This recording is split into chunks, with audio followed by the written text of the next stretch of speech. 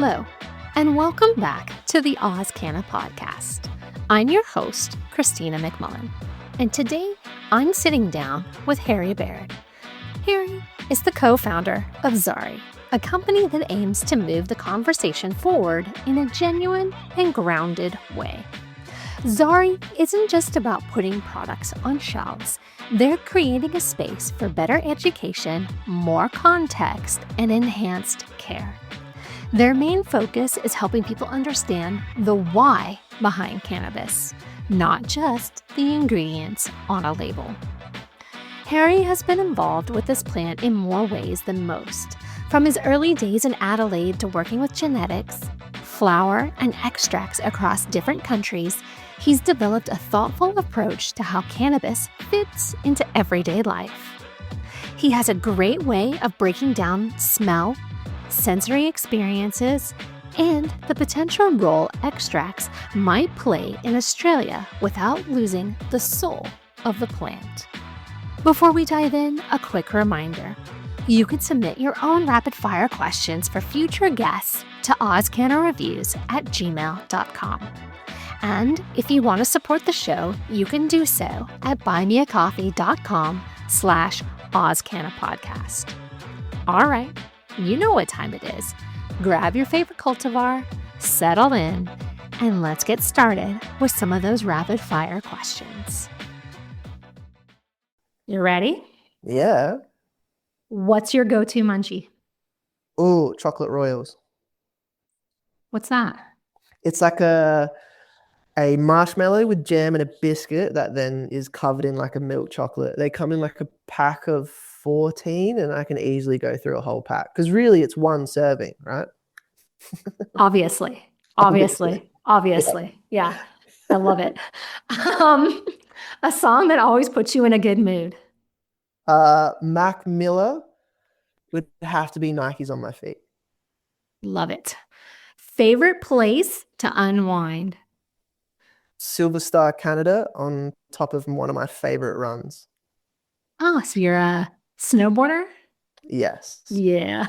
Yeah. What's your favorite terpene right now?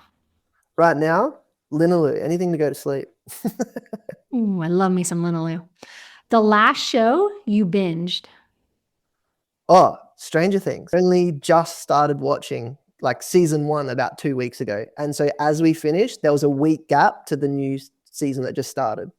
That's well played, sir. Because I watched the first 2 seasons and then there was it the gap between the second and the third season or the third and the fourth? I don't remember, but there was like this massive gap and that's when they lost me. I was like, meh, they'll be fine. I always wait because you never know. You know, like I have still never watched the one with all the dragons. The one with all the dragons. Oh, Game of Thrones. Yeah. Look, I'm straight not watching it, to be honest. Neither am I.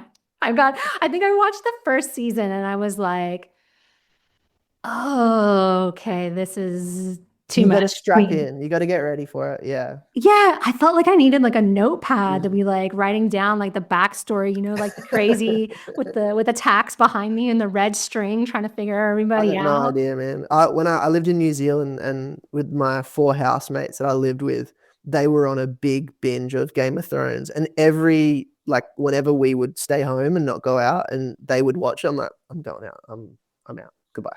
I couldn't do it. Fair. That would have been me too. I would have been like, peace out, playa. Yeah, I'll see you tomorrow. Totally. One piece of advice for someone new to cannabis. Find the right person to help you understand cannabis. Because I think, I've been there myself. I've watched many people do it. I think people who are new to cannabis and it's not about falling in with the wrong crowd or the wrong person, but, if they give you a bong, they go, oh, here, just hit this. It's like, tell me what I'm doing.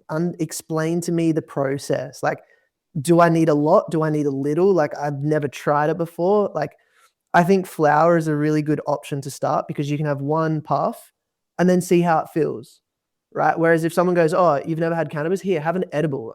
Bad idea. And I think you can also do that with carts and rosin as well. Like for a newbie, a one puff from someone who's experienced can really give you such a beautiful intro to cannabis. And I think that's where a lot of, or not a lot of people, but I think where some things go wrong for some people. They go, oh, I had the really worst, my first experience was the worst. And then they don't come back to cannabis for like 5 years, where they could have had a really nice relationship. So for me, I think it's about finding the right person who can help guide you into having a really wonderful experience and a really nice environment too. I couldn't agree more. That's some great advice, sir. A small habit that makes a big difference in your day. Cleaning the kitchen. I hate cleaning the kitchen. Oh my God, I hate it. Oh my God. Honestly, like in the kitchen, if I even just walk past the kitchen and there's something I can just quickly do when it comes to nighttime and I'm ready to like cook up a feast and the kitchen's clean and the pots and pans and everything's away and I've got a space to do stuff, mate, incredible. I wish I had that drive to like just tidy that much. I mean, look, when I'm cooking, I tidy as I go. So at the end, Same. hopefully there isn't a lot, but Yeah. I have a great dishwasher too. Like, but I make my teenage son unload the dishwasher. I'm like, dude, it's the least you can do. Well, I have a teenager. That's what they're doing. Yeah. I'm a mean mom. I make him unload the dishwasher, take out the garbage.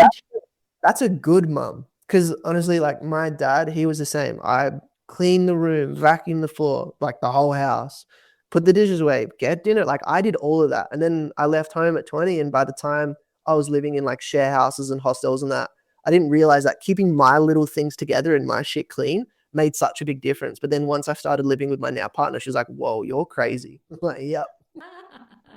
I love it though. Oh man, I love it so much. Okay. This leads right into my next question. Best meal you've cooked recently? Recently, actually, I made a real good apple pie. Like really good apple pie. What made it really good? Just actually following a recipe.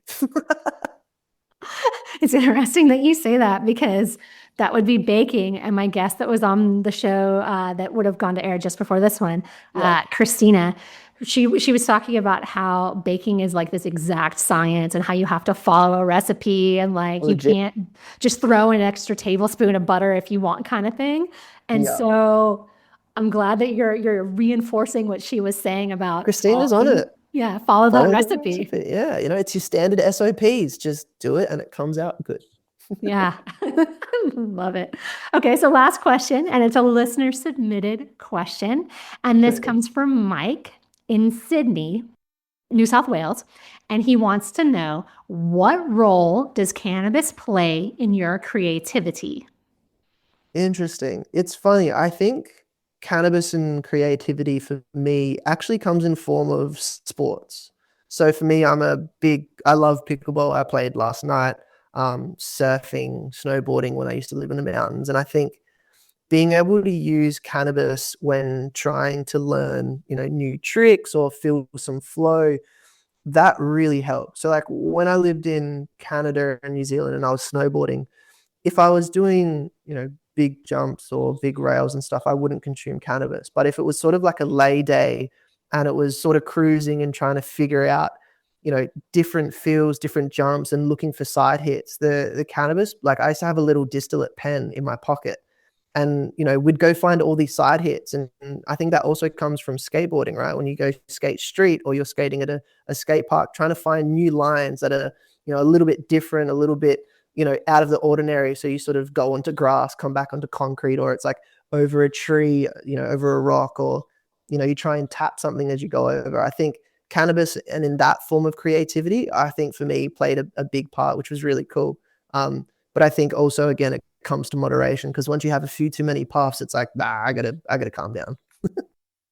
That's the thing for me, like cannabis and doing stuff is super important. And I like to try and keep fit and healthy and very active. And I think you can do that with cannabis. You look at Usain Bolt, Michael Phelps, all of them have been cannabis users. A lot of the NBA, NHL, MMA fighters, they all use cannabis. So it's not something that hinders you. If anything, it allows you to be more creative, find the flow, but it also needs to be in retrospect with how much you're using, like you're getting zonked and then you're going to go and try and do something that has a consequence, well, that's pretty gnarly. I always say, know your limit, play within it. Yeah, that's awesome. Yeah. Yeah, exactly it. I never said it like that, but I definitely thought about it like that. Yeah. Know your limit, play within it. Like wise words, Yeah, if I can share that with anybody. Um, 100%. so let's start at the beginning. How did your relationship with cannabis start? And I guess follow up to it, how has that changed, like as your life has kind of gone on, like from what that first joint was? Yeah, definitely. And yeah, you're right. It was a first joint. So having grown up in Adelaide, I was a part of the Adelaide skate community. And every Wednesday we used to go to Flagstaff skate park, and there would be music, barbecues, drinks, everything. Everyone would come, and some of this the dudes in the scene there were just absolutely ripping, and it was really fun community and scene to be a part of. But it was one Wednesday night, my mate and I, Nick, we drove up, and I'd driven up and been skating for an hour or so, and one of my mates, Westy, I just happened to be in rotation because there was a big long bench. And after I'd been skating, I sat down next to him, and I just happened to be in rotation of what was a joint, right? And it wasn't like I did it on purpose or anything. I knew what cannabis and weed was, but it's something I hadn't really delved into yet. And he sort of just passed it to me, and I went, oh, okay, yeah, cool. And I looked at Nick and I said, can you drive home? He's like, yeah. I was like, sick. So I had two puffs and I passed it on, and I didn't really feel anything for the most part. And then it started to come, and I just found myself infatuated with all my mates because they were just so good at skateboarding. And I was like, man, Roscoe's so good, Westy can rip, Nick's sick, Gus is awesome. I was just so amazed by all my friends. And it might have been the weed, I don't know, but it probably is. And so, after sitting there for 20 minutes, I was like, oh, I was all hyped up on how good all my friends were. And I went to skate, and I picked my board up, did like the little run, dropped the skateboard, put my foot on it, and I just went ass up. And I was like, I'm just going to sit down for the rest of the night. I'll just chill out.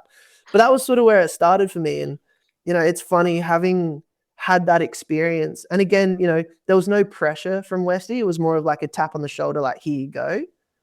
And like, I could have easily have said no, and I would have just passed it over, but it was sort of just like, go for it sort of thing. So I was like, okay, cool. And that experience was really lovely. And so, started finding, dribs and drabs of cannabis here and there. And then I found it just to be very enjoyable. I really liked where it took me and how I thought. So that was like my early teens. And then moving to New Zealand at 20, I lived with these two guys, Mitch and Baggins, and, they were just, they were heavy stoners from like before I didn't really consider myself a stoner then. And I started learning, okay, a lot of people smoke weed. And I was like, wow, okay, this is like like I started really understanding it, and both of them had grown at some point. And I started like really understanding strains and genetics and, like basic, right? Sativa, indica. I was like, oh, okay, yeah, cool. And then moving to Canada and having gone through the States before that and seeing dispensaries, like this is early 2013, 14, right? So I was in just a whole new world, and growing up with parents who, not straight edge, but quite straight edge, both athletes in their own right, having never touched the stuff. I grew up with cannabis is bad, like you become a bum and you'll go to jail and all this sort of stuff, right? So going through the States, then, I remember going to Seattle and just seeing I'd never seen so much weed in my life. And it sort of just grew from there. And then having lived in Canada, over 9 or 8 years, and going to dispensaries and seeing the different types of cannabis and pre-rolls and disty carts. I was having distillate carts in 2014, it's crazy. But I think my relationship with cannabis, it definitely wasn't a good relationship with cannabis in my early 20s, but I think I also didn't have a good relationship with alcohol. It was a party phase of my life, right? I just go out, drink, do all those fun things, right? It wasn't until I moved back to Oz where I actually understood, and, through conversations with my partner, that I actually didn't have a good relationship with alcohol at all. I would not buy a 6-pack and take it home. But if I was going out or going to a mate's, I'm buying beers and I'm drinking them all. you know? And so through trial and error and heated discussions, learned that I didn't have a good relationship with alcohol. So I sort of started cutting that out, and I came back to cannabis, and I started trying to learn, how can I use this in a better way? And then having moved into the cannabis industry, having an ACL and meniscus reconstruction and a couple of other injuries, and, you know, being prescribed endo and all the rest of it, I really found my groove with cannabis. And, you know, being 33 now, I have an amazing relationship with cannabis. I can not inhale for a few days. I can be on it for a month. I can take it off for a month. You know, I use it when it's needed. And sometimes it's not always inhalation. Sometimes it's edible. Sometimes it's oil. It really depends on where I'm at with my own body. How active have I been? You know, how lazy have I been? How much food have I eaten? Do I need to cut back because I'm really eating the house and I'm going to Coles every second day? Yeah, it really sort of, I've got such a better relationship. I'm very mindful with my cannabis. You were talking about all these like kind of like different experiences and things that were kind of happening in your life as you were moving around. But were there any, I guess, key moments or key points where you started to look at cannabis differently? Or was it something that like maybe your mindset kind of evolved, maybe perhaps more as you learned more about the plant itself? There's probably 2 points. The first point was my second year in Canada, when the dispensaries, like a few laws had changed and you could actually now go to the dispensary, where it was sort of a bit weird in the first year. But the second year, I actually started going in and asking the bud tender, going, hey, I want to try 6 different strains. I just want 1 gram bags. And I want to know what you believe the difference is in all of these. And so then I'd go home, I'd grind it up, I'd smell each one, I'd smoke each one over like a few days, and I'd understand the effects that it gave me. Because I found that the smell would always, if I liked the smell, it would generally lead to a good effect. And that was sort of just, I used to write it down. I used to have this box. It started off as a really small box of just like all my weed things. And then, because I would always leave and go do another winter, I would give it to someone. And every time I came back to my mountain, I'd get it back and the box would have grown, because people would stay there for summer. You know, all the bikers were there, and they'd be like, oh, I've got this box, you can have it. And so it would get passed around while I was away, and I'd get it back, and then I'd add more things to it, you know, and the box got bigger every year. And so my little notepad stayed in there, where, you know, I remember there was the strains that really captivated me were Lamb OG, Green Crack, Super Silver Haze. What was the other one? There was 2 others as well, but those 5 captured me because they all smelt different and they all affected me really differently. And that's when that curiosity came into what cannabis was for me. It wasn't until the second point, when I actually entered the industry and I started looking at cannabis from a very medical point of view, understanding CB1, CB2 receptors, our endo system, all that sort of stuff. And I was like, okay, cool. And that, I think that really helped me in the space, because I had a very cultural background of what cannabis was to me and the effects, but then learning the science behind it. And those 2 things then allowed me to naturally think about cannabis differently, I think. Can we just have a moment for Super Silver Haze? God. Definitely. It'll come back. It's coming back. Again, I know it sounds like I'm endorsing something, but God, old school Super Silver Haze was the shiggity shit, people. Yeah. For sure. Were there any, I guess you've somewhat answered this, but I guess I want a more detailed response, if you will. Were there any particular cultivars or terpene profiles that you gravitated towards for, like, you know, if you wanted to be relaxed versus productive? Because I know for me, as soon as you said super silver haze, I was like, yeah, that's my get stuff done thing. Was there, you know, like if I had a choice, that was what I would pick every single time. So was there anything that you gravitated towards for particular things? I think understanding the smell and understanding the categories that comes with allowed me to know whether or not I was going to like something straight away. You know, I was at a friend's place recently where I didn't know the labels. Like, they were sort of all like R&D jars. and we were talking about them, and one of the guys goes, "Oh, I want something that's a little bit more active." And I smelt two of them, and I'm like, "Oh, this is the one." And my mate goes, "Oh, is that XYZ?" And I said, "Yeah, that's, I don't know, is it?" And he looked at the label and goes, "Oh yeah, that's the one that would be uplifting, give energy." So I think for me, it's not so much terpenes, because I think all of them together play a big part. I think for me, it's based on the cultivar and the genetics and the smell for me anyways.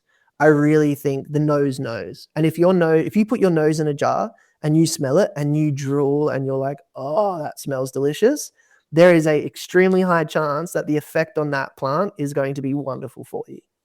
Oh, 100%.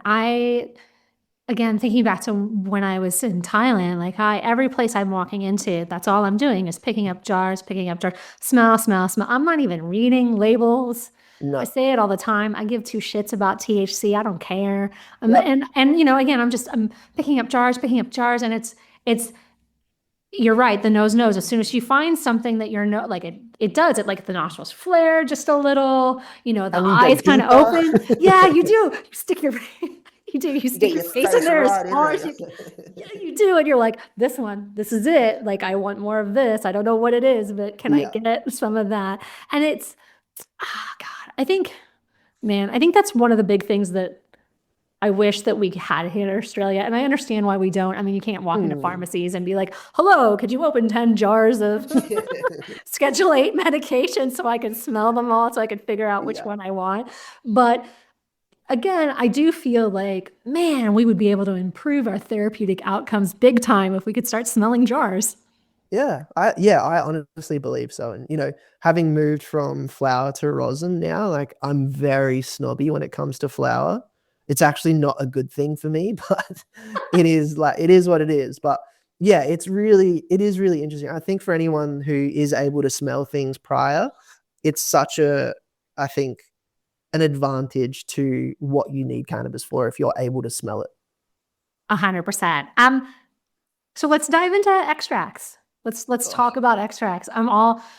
I'm a flower girl, 100%, yeah, right? yeah, Like if given the opportunity, if everything's laid out in front of me, I'm picking up the jars and I'm smelling my flower. I'm over here. yeah. But you're somebody that's very much embracing extracts. So I guess my first question would be, what's been the most eye-opening part of the learning process when it comes to extracts? I think one thing that really sparked sort of my curiosity for rosin and hash in general was the process of making it. The fact, once you start understanding that, heat, light, oxygen degrades cannabis, right? And you start understanding that fresh frozen material retains terpenes, cannabinoids, and then through cold manufacturing, you get this beautiful golden ooze that's retained the full plant's, spectrum of cannabinoids and terpenes from when it was harvest. You start going, okay, this is going to be a very different experience. And I think maybe because BHO was, the original sort of rosin type, however you want to look at it back in the day. And it was a very hard hitting sort of experience. Whereas with rosin, you can give someone such a clean experience without the combustion, the smoke, the flame, the smoke on your clothes. And I think because we're seeing a lot more, and especially if you think about it in Australia, a lot more people are now looking at cannabis as going, "Oh yeah, this is fine." But I feel that the stigma in Australia is that we still consume cannabis at the end of the day, you know? And rosin can give you such a clean and therapeutic high that if you don't overdo it, you don't get that grogginess feeling that you sometimes get with flower. And I think, yeah, just that golden ooze, and it sits in this little 2-gram jar, and it reminds me of collecting marbles back in the day when you've got all your jars and you go to your mate's place and everyone's pulling out their jars and you hear all the jars hit and everyone's sliding them around. And yeah, there's that like small bit of nostalgia for me that hits. But yeah, honestly, it's the cleanliness of it. It's the fact that I don't have to, I don't have to roll anymore as much as I miss rolling a joint. And, I always pride myself on my joints. I now have these really cool devices that are a little bit techy, and I've got these cool glasswares that, I can use for proxies and pivots and whatnot. And I think there's just that extended version of like, when people get really cool bongs and it's the glassware. And, I think there's a lot to it in that way that really fascinates me. And yeah, I don't know, it's just such a cool process of something that I've already had such a passion for the last, decade. I'm so lost. You're like talking about the clanking of the All the not jars marbles, and they weren't stuff. not Yeah. marbles, and I'm like, no, I don't ever recall at any point in my cannabis consumption ever hearing that sound and thinking to myself, oh yeah, I'm about to go get high. Yeah, right. It's so different. Everyone's pulling out little jars and sliding them across the table. It's so interesting rather than little baggies coming out and everyone's sticking, pulling it out and stuff. It's such a different concept It is. to a session. It's a very different concept. Like I said, I don't want to be like I'm lost. I understand the concept, Yeah. I am lost in the sense that I'd be looking around going, oh yeah, but did anybody bring any flour? I mean, I bought some flour. Did anybody else? I mean, I don't know. How would you, for listeners who are completely lost, how would you explain the differences between like a live rosin and then other forms of concentrates? Yeah, definitely. So this is all from my experience and learning over the last 3-4 years, is that, we get fresh frozen material. It goes through a process of extraction where we get trichomes. Solventless method is water and ice or static, or sifting, anything that doesn't involve a solvent. So that's rosin. Anything that uses BHO, CO2, ethanol is a resin, right? The term live comes into it when the plant material post-harvest, so after it's been cut, has been flash frozen. So that's the easiest way to sort of understand it. So any solventless is a rosin. If it's live rosin, it's mean that the plant has been flash frozen after harvest. Anything that's resin or live resin is anything that's used, a solvent, CO2, ethanol. So yeah, it's sort of in that terms. Is that what you're saying? Yeah, yeah. Like I Yeah, said, for cool. somebody who's completely, they're like, girl, I just barely understand my flower. And like, I'm Yeah. looking at trichomes and that a bud is a flower and that's a calyx and this is a pistil. And now they're talking Yeah. about what the hell is BHO? Yeah. I could imagine. It's definitely the education step from learning about flour to then going into like hash rosin and all the rest of it, like hash, like into that world. It is I think if you've been consuming for more than 5-10 years and you've just been rolling joints or bongs or using vaporizers, I feel that it's like a slowly natural progression to look into hash. And I'm seeing that more, especially on a worldwide stage and dealing with, friends in the States, over in Spain and Canada and South Africa. You sort of see those guys, they'll always come back to flour. Like, don't get me wrong. Like, as of late, I've probably been saying a lot, like no to a lot of joints. But if there's a certain strain or a certain smell that I really like, I'm like, yeah, cool, let me have a hit. But yeah, it's really interesting going in because I think it also brings back that curiosity to understand and learn more about a plant you've been consuming for however many years. Where do you see extracts fitting in for like the future here in Australia for cannabis? Because you're right, we are starting to see more and more of them become available on the medicinal market. So where do you think they fit in? I think they fit in different facets. I think because the extract can then be, decarbed again and put into a cart. It can be, your different fractions on, capturing trichomes can be used for edibles or oils. So you're going to see more live rosin, but in different administrations.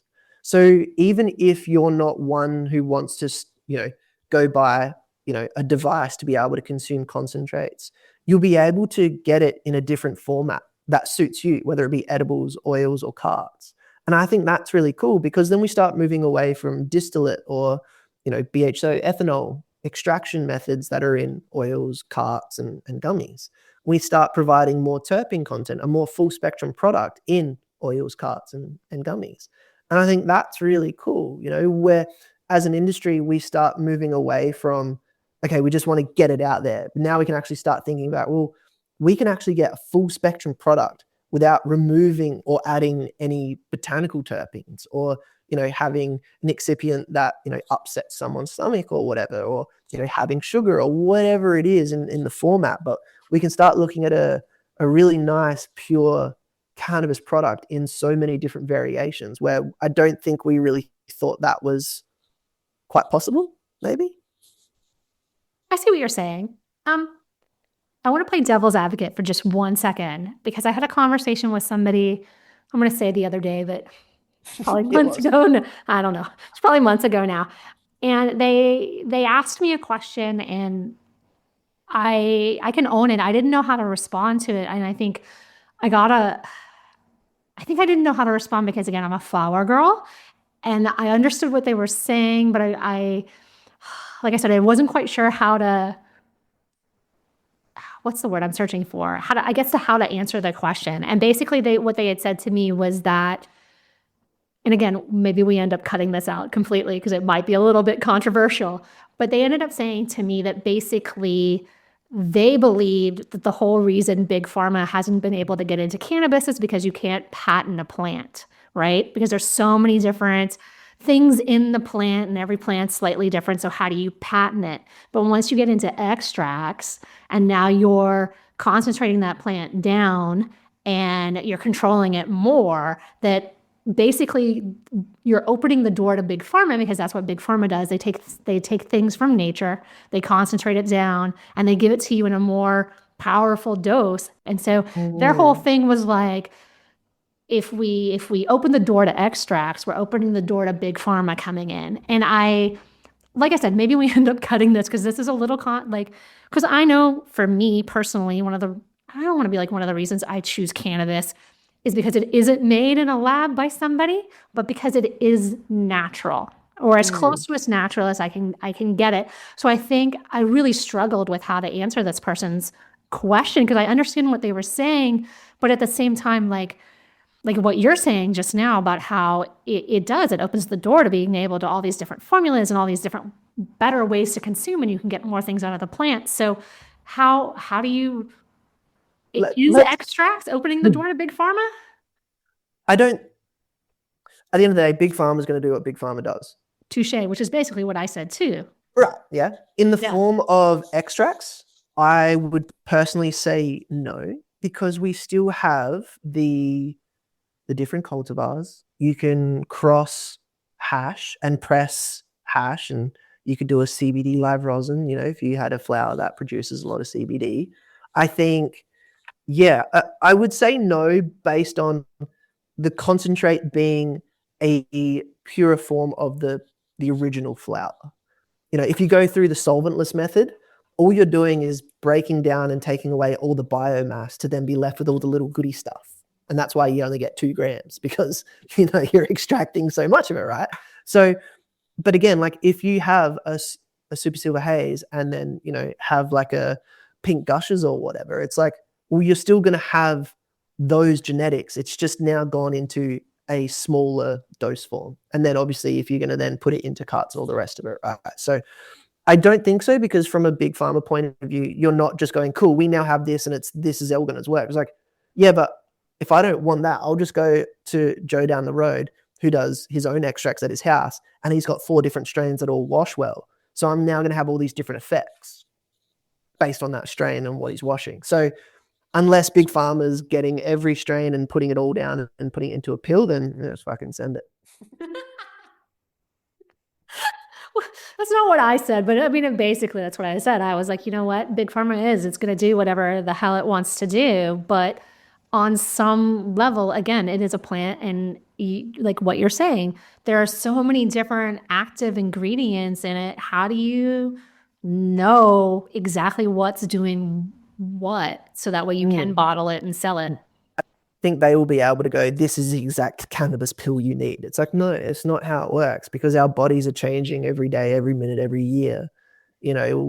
Just because I like super silver haze now doesn't mean I'm going to like it next year. It might not be doing it. I might, let's be honest, but in the sense of, say, from a therapeutic point of view, from a medicine point of view, you might need something a little different because you've gotten a little bit better. So you need something that isn't as active. You know, it really depends. But yeah, no, yeah, it's an interesting question though. But I don't believe this form of extracts opens the door. We'll see. We'll see. Yeah, like I said, I'll watch this space, if you will, right? Like I said, Right. when this person asked me this question, I was like, Oh, good question. I'm like, good question. Yeah, definitely. I was gonna say, how do you think conversations like this, like what we're having, how do they shift that public perception around cannabis? Again, it's the right people. Yeah, it's like, hey, Mr. Prime Minister, come to my house and I'm going to teach you everything about cannabis. I'm going to get you to smoke. I'm going to get you to sit down and actually understand what this is all about. And I think that's maybe the scary bit of cannabis, is that cannabis sometimes, for me anyways, it is that letting go. And I think a lot of people have big issues with letting go.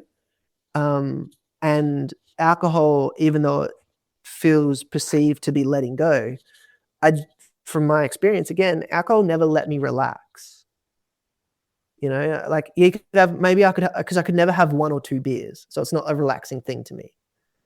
But with cannabis, I can have one puff of my vape cart or of my rosin out of my device, and I can let go and forget the day that was. Not in the terms of like, oh, I don't know what happened, but as in like, cool, everything that I've done today can now get pushed tomorrow. I'm home with my family. I'm going and doing something. I can actually just relax a little, you know? And I think that is maybe what's a little scary for some people. Maybe, I don't know. Cannabis is a really interesting thing from a substance point of view. You think about all the different substances that nature gives us. We talk about mushrooms and stuff. You have to let go with mushrooms. You can't fight it because it will kick your ass and you'll go somewhere where you don't want to go. Whereas if you let it go and you understand and you have an intention, well, then you then learn something. So I think from a cannabis point of view, being able to let go is pretty insane. And I think the conversation that needs to have is, cannabis isn't about trying to get high. It's an effect of what allows you to let go a little bit and maybe think a little bit differently to what you've been thinking about all day. You might be able to think about, you know, a problem that you've got at work a little bit differently because you've taken your mind off of it for a second, you've let go. You might be an artist and you've got a creative block, so you use cannabis and you go out in the wild and all of a sudden you look at a tree and you're like, oh, I've got it. You know, like It so works like that though. it does. Yeah, it's such an interesting substance. And I think the conversation around it needs to be around moderation and how to use it and when to use it for you. It's not about how we all use it collectively, because we all use it differently. I was going to say, what does responsible use mean for you personally? Personally, something that doesn't inhibit my day-to-day actions. You know, like lucky it was a freaking weekend, but I took again, my tolerance sits in probably the medium. I'm not a high level user. I'm not a low level user, but a 40 milligram gummy, fucking hell, that'll knock you out. That's, you know, I have a limit. Like, yes, I like to consume, but I still like to do things, whether it's in the garden, clean the house, take the dog for a walk, go for a surf, hang out with friends, go to the movies, whatever it is. But I don't like it when it's like, oh, and you get that. It honestly takes me back to my teenage, or not my teenage, but my early 20s, when you would just sit there, eyes semi-opened, and you could just sort of like, like, who ordered the pizza? And someone's like, yeah, I did. And 20 minutes goes past. It's like, where's the pizza? Like, didn't you order it? You're like, no. And then that conversation goes on for an hour and you're like, fuck's sake, man, why is no one doing anything? You know, I think with where the world's going as well, with, say, a cleaner living, you know, a healthy, active lifestyle, cannabis can be a part of that so easily, because if you use it in the moderation that it can be used in, shit, you can be so successful, so accomplished. Cannabis doesn't hinder that. It really depends on how you use it if it's going to hinder you. And so for me, as soon as I get to that point where I'm like, oh, fuck, I can't do anything, my brain's fried, I'm out. You know, like, then it seems pointless. That for me feels like I've drunk too much and I'm going to have a hangover the next day. So I'm a microdoser. Well, look, I say a microdoser, but my version of microdosing is probably very different to somebody else's Correct. version of microdosing. But I'm a microdoser all throughout the day. Boop, boop, boop, boop, boop. Happy days. You're accomplished. You're there. You're in conversations. You're not out of it going, fuck, are we getting food? You'll probably do that at some point anyways, because we all get fucking hungry. But it's not inhibiting your day-to-day activities. You're still very successful. You're doing an amazing thing. You're talking about cannabis. You're getting the word out there. Like that's successful. You could almost be like, what's a successful cannabis user in your eyes? Someone that isn't inhibited by it. Honestly, yeah. Somebody who's got a decent quality of life, who's just out there living their life. Yeah, and it doesn't matter if you're earning billions or you've just got a job that you like that allows you to live. Like if you're using cannabis in any part, in any spectrum, and you're happy and you're doing well and you've got friends and loved ones around you and life is good, well then you're fucking killing it. Yeah, man. I agree. 100%. 100%, dude. I think the biggest thing that cannabis has taught me is that it can be incorporated into my lifestyle, but it isn't my entire lifestyle, if that makes sense. Yeah, right? I like that. I think at one point in my life, oh God, I'll own it, for probably a solid decade, that if you came in and out of my life during this decade, I assure you, if we interacted, I was high. Because I was never not high. That was my thing. Like some people would joke that my sunglasses are like my favorite accessory. You'll always see me wearing them. But for this decade, it was a joint. I was never not high. Again, my relationship with cannabis was very different then than what it is now. But I think the biggest lesson that it has taught me as I've learned more about it, I've seen it in different light. I've had different experiences with it. I've watched other people around me have different experiences with it. I think I realized that for me personally, it's part of my lifestyle, but it isn't my life. It doesn't define me. Yeah, I think cannabis is definitely a lifestyle option. And you think about Aussie, like booze is a lifestyle option as well. But there are the people, and it's in every niche group of substances and whatever, where you take on that as your personality. You're like, oh no, I'm a beer guy. I only drink 4X. But yeah, I think for yourself, again, like very, very similar. In my early days, it was just cannabis all the time, morning, noon, and night. It didn't matter. Yeah, I was very much smoke 2 joints before I smoked 2 joints, and then I smoked 2 more, right? I was like, keep up, motherfucker. Keep up. Yeah. I can own it, right? Because I look back on myself and I'm like, whoa, I was such a train wreck. Like, oof, God, like I could have had a whole reality series to myself, like for real. I was out of control when I look back on some of the things that I did when I was younger. But again, I don't know, you slow down a little. You reassess you reflect, right? You reflect, yeah. I think also within our community and within, the cannabis space at the moment, there's no judgment. Like if you say no, there's no pressure anymore. Whereas in my early 20s, saying no to a beer or a shot or a bong or whatever was in front of you, you got called a lot of names. And then all of a sudden your ego's hurt because you're like, I'm not that, fuck you, man. And then you do it. Whereas nowadays, like, I got mates who know my preferences within cannabis. They'll offer and I'll be like, no thanks, like, no worries, man, all good. And then they'll pass it on. Like that's awesome. That's beautiful because you know what? It's so true.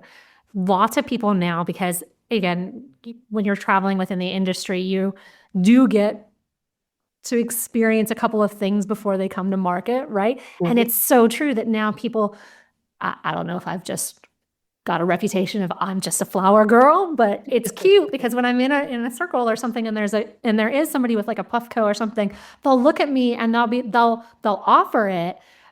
But as they offer it at the same time, they're already giving me the out in the sense that they're like, oh, it's cool though. I know you don't do concentrates. I know you're a flower person, right? And if you're right, what you're saying, if you say no, there's no there's nobody calling me a name. There's nobody No, there's no questioning judgment. there's nobody questioning my tolerance level or if I'm a Yeah, real fucking stoner or, it's like, yeah, cool, you don't want that? Cool, pass it to the left. Keep going. yeah. Just keep going. You're like, sick. Yeah, cool. And then when something does come around, you're like, oh, that's what I'll have. They're like, yes, sick. What did you think? But there's also Exactly. there's also that thing now that I'm seeing a lot of, like, I caught up with a bunch of mates not too long ago, and someone who wasn't really into concentrates and had like this idea around it was now open to it because we were talking openly about, hey, like if you do this and if you think about it like this way and, the moderation use and blah, blah, blah, blah, blah. And they were like, okay, yeah, cool. So like now if someone's a bit unsure, everyone has the knowledge to educate a little bit from their own personal experiences. And based on what you say and, saying, hey, look, just have a taste, see what you think. They go, okay, cool. And then if they like it, they have a little bit more because their tolerance allows it. And then if they do like it, they like it. If they don't like it, then they're like, no, I don't think it's for me. And you're like, yeah, cool, no worries. But they've also then just learned something. So it's a really cool space to be in, which I, only really realized over the last like year and a half that that's where a certain group of the industry is actually going, where it's very open. If you want it, yeah, no worries here. If you don't, no stress, pass it on.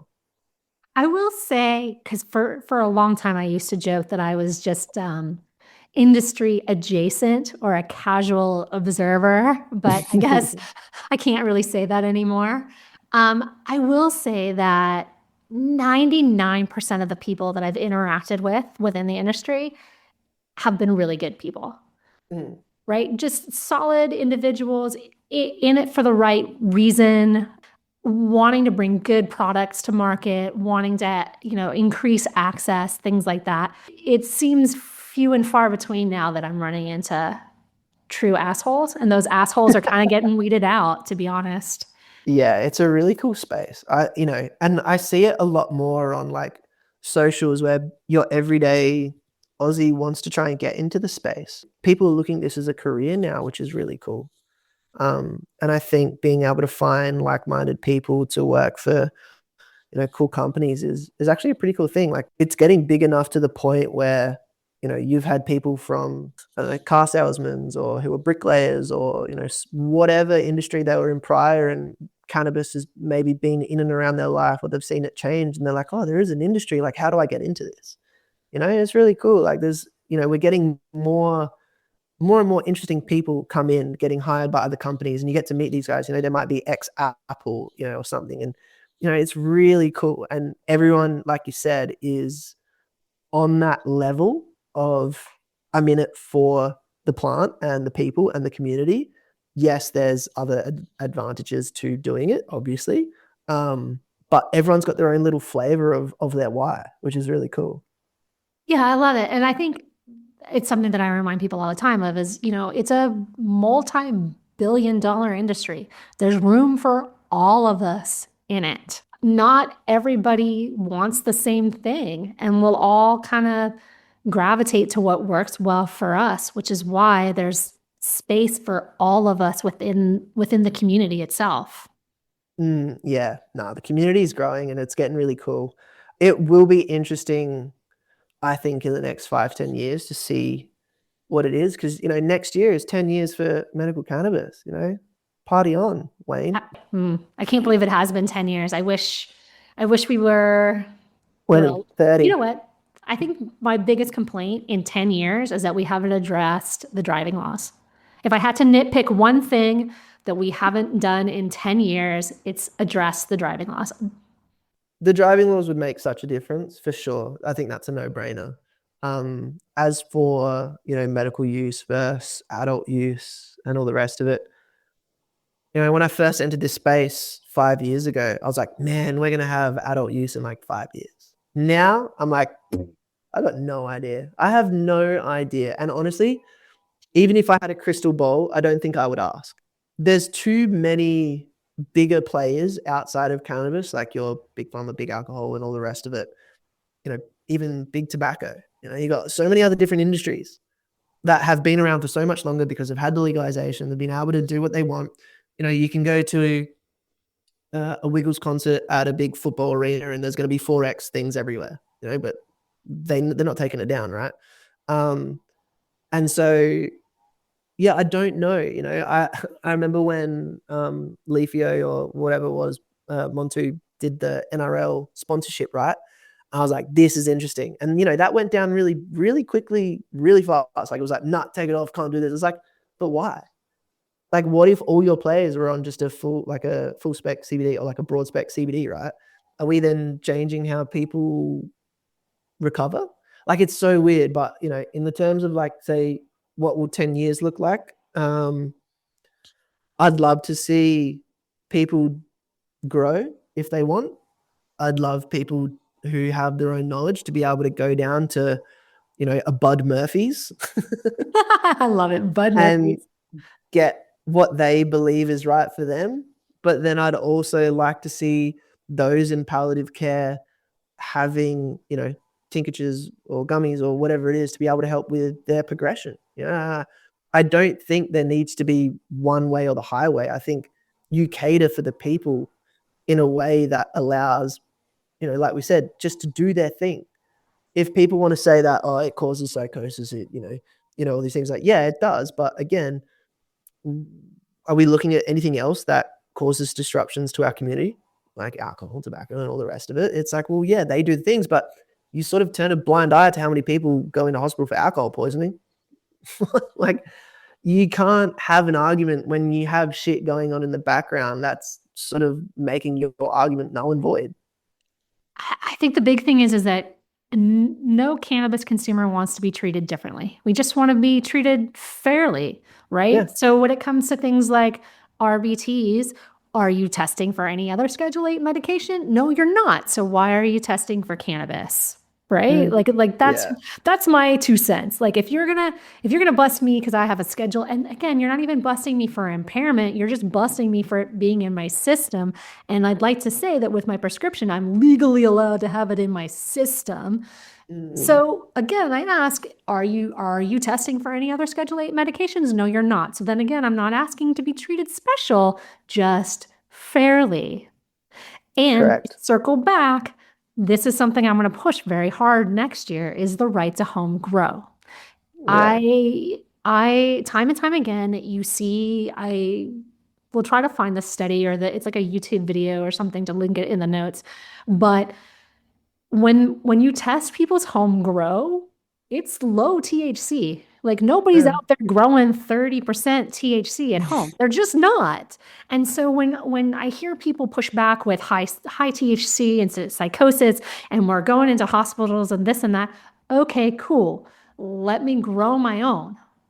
We'll negate that we'll negate that whole high THC argument, because on my best day, I'd be hella proud if I grew something that had 10 to 12%. I'd be like, fuck yeah, I nailed that. Right? So again, I just fix the driving laws, man. 10 years, fix the fucking driving laws. And you're right. I'd want to say that we're gonna move to adult use or something like that in the next 5 to 7, but who knows?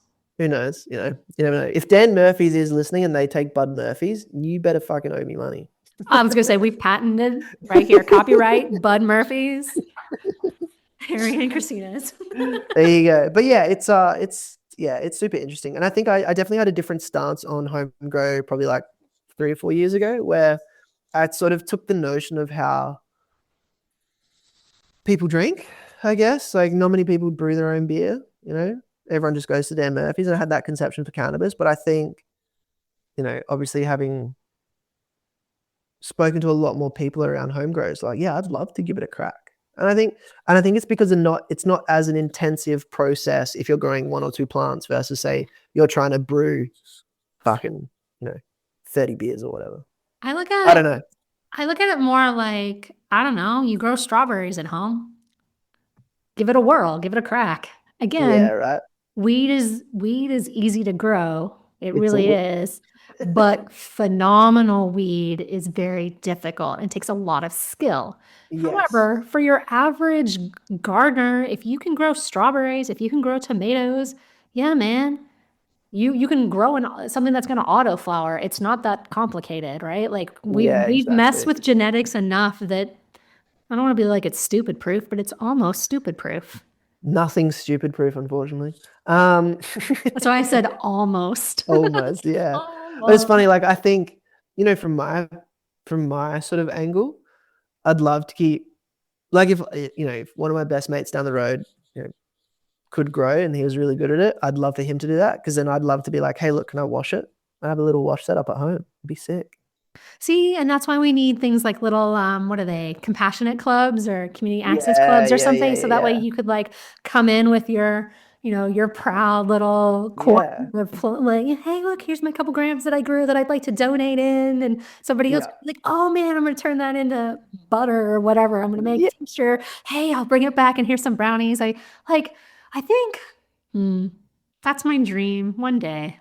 It would, and maybe again, I don't think it's out of the question. It's just I wonder how long. We're seeing a lot more big league sports take on cannabis, but it's very under the radar. They're not talking about it like, hey, we're allowing all our players to smoke weed. It's like there's no advertisement on it, right? But they're sort of just like passing little laws, bylaws within their, organization going, yeah, okay, if you have weed, it's fine, no stress. But they're not making a big hullabaloo about it, which, would be nice. Because if, you got MMA stars out there who I think there's what's his name? Sugar. I can't remember his name, but there's videos of him and he's got a joint in his mouth and he's like running along the road with his car next to him. He's like smoking, punching things out the way and shit. Like it's cool. And I think, it'd be really cool just to see more vocalization and I guess more info on cannabis farms and all the rest of it. Because I know yourself and Yoss are doing such an amazing job and putting it out there. It's so cool. I, I wish that like the average person could go tour a farm. I really Yeah. do. I I don't wish. see why not though. I'm with you. And to be honest, we actually just had this conversation the other day. Mm. What's stopping farms from just saying, Come on in. It's like come you go on to a in? winery. And yeah, exactly. Like, I guess there's no taste testing, unfortunately. but whatever, like, that's fine. You can go to Bundaberg and do the whole Bundaberg distillery tour. There, they Yeah, walk you through yeah. the shed and it's all like, this is the sugar cane and it's fermented. You could do the whole thing if you went through a cannabis farm. It'd be so dope. I don't, It'd be so dope. I don't know. Yeah. It's an interesting one. I think, we'll see more of that coming through and it happening. And I think, I know 20-year-old Harry is just absolutely mind blown to know where 30-year-old Harry is at the moment. It's such a interesting transition from where I was to what I'm doing now. And, at the end of the day, I know my close friendship group who, is weird. Like not many of them do consume cannabis, but they're just like, man, it's so interesting what you do. I'm like, yeah, it's pretty wild, eh? I'm with you, man. I'm with you because Yeah. every now and then I gotta check 16-year-old me to be like, oh, Right? I Yeah, know you're look what you're screaming on doing. the side. Ooh, you're screaming. Yeah. Rein it in, but you're okay because 46-year-old you's doing all right. Doing Fuck all yeah. right. I think one of the other things that's super interesting now is, my partner and I, we go to things, we meet new people, and it's a very Aussie thing to be like, what do you do for a crust? Like, what's your work? And I always let my partner answer first, and she goes, yeah. And then they're like, oh, and yourself? And I'm like, I don't know how you're going to react to this. Is in like, oh yeah, I work in cannabis, and they're like there's always there's a brain fart. They just go, hang on, like how do you sell it? I'm like, no, it's through the medical market. They're like, oh yeah, like CBD. I'm like, no. I love because look, I'm the same way. My husband loves to like when we're hanging out and like a new groups of people are like work groups with him. He loves to. Oh yeah, she works in cannabis, Yeah. and I'm No like, what? no context. It's just cannabis. You're like, Yeah. yes, boom. Boom, yeah. And he's always like, I'm horrible at all the small talk, and you're way better at it. So I just like to like, here you go. Just drop a bomb, off you Yeah, go. yeah. He really does. He's like, oh yeah, she's in cannabis, and sometimes he'll literally just walk away. She's in cannabis, exit left. And I'm like, oh my God, you're such an asshole. But it's cool though, right? Like, do you find that you are able to talk about it and people sort of like are actually tentatively listening because they're like, wow, this is a thing. Yeah. I'm becoming more and more mindful of the fact that I have, dare I say, a pretty powerful platform that a lot of people It's very listen, unique. tune into. Exactly, it's unique, and I think that's what makes it so powerful, if you will. Mhm. And yeah, when I start talking, people are interested. They lean in, the eyes get bigger. They're like, tell me more about terpenes. What do you mean there's something called CBG? What is that? I don't even know. Like, what is it? What are that? What do you mean I make my own cannabinoids? Yeah, What? that's Like, my favorite one. Like when you yeah, say like, and you've got endogenous cannabinoids, they're like, what? I'm like, yeah, you naturally create them. Like it's not THC in that, but you create your own. They're like, what? yeah, like I said, it's powerful to be able to captivate somebody in such a way that they lean in and they genuinely do. They want to know more.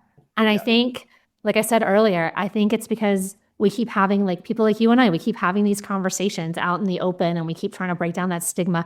I'm a regular person. I don't want special treatment. I want to be treated the same. I'm a productive member of society. I can have a conversation with you in microdose like nobody's business and you wouldn't even know. It's that showing up with intention and getting on with your Mm. day that I do think we will see cannabis incorporated more mainstream more sooner than later. Yeah, I've got a few friends that work in like the whole fitness wellness industry and trying to be able to bring cannabis into that, but without it having that stigma attached to it as a stoner, it's actually quite difficult because a lot of these guys who are, you know, call it high rocks, call it, functional fitness, call it whatever you want, who are in like the elite of the elite and they're doing, 5 training sessions and they've got all that stuff. Like, unless they've grown up around cannabis, it's really hard for them to try and what I don't know if it's like they look at it as going down in progression, maybe because of the lack of education, or if it's actually like just not understanding how to use it and not be classed as what they might be perceived as a stoner, right? Because everyone's in activewear, everyone's joined a fucking run club. I don't know why people are running everywhere. Stop running. I just can't do it. But it's like, how do we help get cannabis that leverage and that light to go, if you're in a run club and you're running like 30 Ks a week, you're going to have a better recovery using something like a CBD or like, an ointment or whatever it is, and actually call it for what it is rather than say, like you and or for me personally, right, as I find cannabis great in social setting and I also use it for pain management and sleep, but I sit on that fence of like med use and adult use, because if my mate comes around and he is a smoker, we can really talk about weed and we can share things and have a joint or have a dab or whatever it is, right? But for a lot of other people, that's not their way of consuming. But it's like, how do we put it into their heads, or how do we show them that you can still use this, but you don't have to be like me? You can do it in your own way that helps you with whatever you're doing. I like to say that it's, again, I hate drawing the parallel with alcohol. I hate doing that, but I do like to say that it's different for everybody in the sense that some people like wine, some people like whiskey, some people like weed, and we all consume a little differently. And sometimes when you've had a rough day, you just want to have like a really good scotch on the rocks and you're just going to sip it. And it's just that one drink and you're just slowly going to sip it. And it's like, Mm. it's that experience. It's a full mouth feel. It's the smell. It's just, you're relaxing. It's, you're calming, you're calming yourself. Right. And then there are other days where your friends come over and they bring a 6-pack and the next thing you know, you're calling another friend over to bring over another 6-pack. It's Yeah. there's different ways for everybody to consume. You have different relationships with different things just based on what's happening in your life. And I think nobody really judges somebody if they have one glass of wine or if they have a 6-pack of No. beer. And I think it should be the same with cannabis in the sense that if you're out there, again, being that productive member of society, who cares how you consume it? Yeah, 100%. And it's not even about what you consume from cannabis, as long as it's helping you do your thing, Yeah, which exactly. I think is cool. But yeah, no, Exactly. it's a very interesting space, but I'm very much looking forward to seeing how the next 10 years plays out because I really do hope it's in cannabis's favor. Me too. Me too. Needs a win. We do need a win. Harry, this has been such a refreshing chit chat. I've loved every minute of it. My pleasure. No, it's been really cool. Like, it's nice to have, I think, a conversation that's based around just life and cannabis. Like, I think for a lot of people, understanding someone's journey with cannabis is quite intriguing. And I think everyone's journey is very different. And for me now, being and having the relationship that I have with cannabis, and when I do have new friends come over who have never really used cannabis, I can really show them a cool way and I guess a safe way of consuming cannabis. And I think, if that's where we wanted to leave it off, I think if you've never had cannabis before, but finding that right person to give you a safe environment to consume and to understand it for yourself without going overboard. Yeah, I think it's a really, really cool spot because, yeah, I think everyone, well, I say everyone, but majority of the people would benefit from understanding what it can be, I think. I couldn't agree more, sir. I couldn't agree more. And that's a wrap for this episode and for 2025. A massive thank you to Harry for joining me today. This was such a great way to close out the year, and I'm really grateful for the time and honesty he brought to this conversation. It's chats like this that remind me why I keep showing up. Honest stories, real experiences, and people who care about the plant and where this space is heading. If you've enjoyed the podcast this year, you can support the show at buymeacoffee.com/AusCannaPodcast. Until we meet again, friends, thank you for listening, for sharing episodes, for showing up, and for being part of the AusCanna community. Take care of yourself over break, and I'll see you in the new year.